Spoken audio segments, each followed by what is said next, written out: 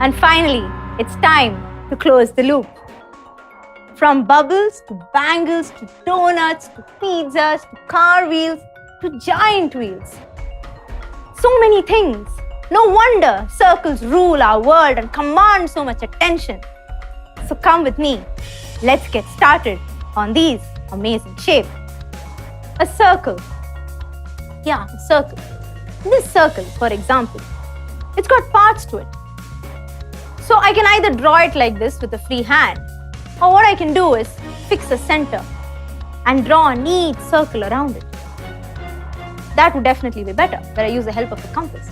Now once that's done, I've got the center, right over here. And this length, it's called the radius. And look, if I rotate this radius around the circle, the length stays the same no matter where it goes. And if I flip this radius over to the other side, what I get, this length, is called the diameter. And the diameter happens to run through the center of the circle. Now, you may have a doubt. What happens if I do this? Well, nothing much. The line gets shorter and it gets a new name, a chord. Very, very simple. And now you're struck with a question. Define a chord. Well, it's really easy and logical. Let's do it together. A chord is nothing but a line that connects 2 points on a circle. So an important question. This is the diameter, right? Is this also a chord? To answer that, let me ask you another question. Does this connect 2 points on a circle? Of course it does. But this is a diameter. So what's the difference? There is a difference.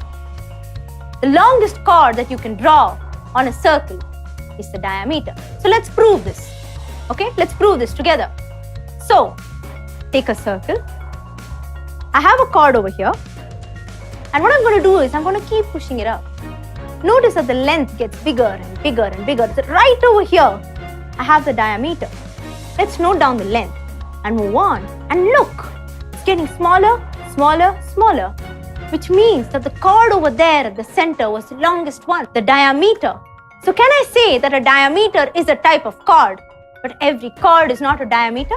Yes, you can. Great, moving on.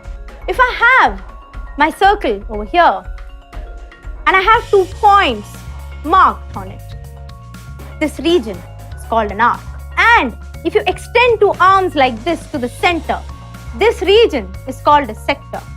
Not easy to imagine? Much better? Like this better?